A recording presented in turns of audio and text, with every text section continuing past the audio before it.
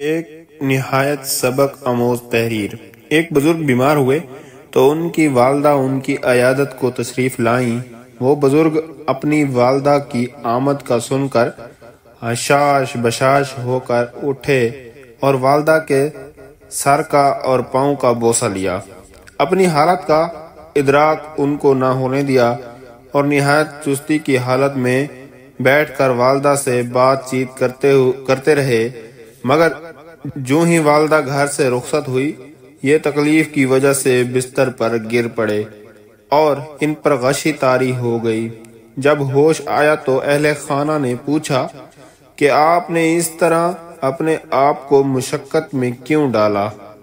تو فرمانے لگے کہ بچے کی ہر ہائے اور درد بھری آواز والدین کے دل میں زخم کر دیتی ہے، اس لیے میں اپنی والدہ کو اس عذاب سے گزارنا نہیں چاہتا تھا۔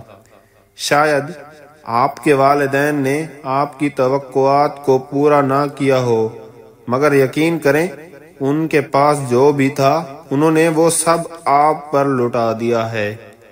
ہم زندگی کی رونقوں میں مشغول ہوتے ہیں تو بھلے والدین کو بھول جائیں، لیکن دکھ میں سب سے پہلے وہی یاد آتے ہیں۔ والدین کی قدر کرو، یہ وہ درخت ہے جو اکھڑ جائے تو پھر کبھی نہیں لگتا۔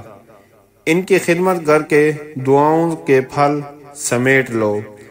ماں زندگی کی تاریک راہوں میں روشنی کا مینار ہے اور باپ ٹھوکروں سے بچانے والا مضبوط سہارا ہے۔ اگر آپ کو یہ میری ویڈیو اچھی لگی ہے تو لائک اور سبسکرائب کر دیں۔ بہت شکریہ۔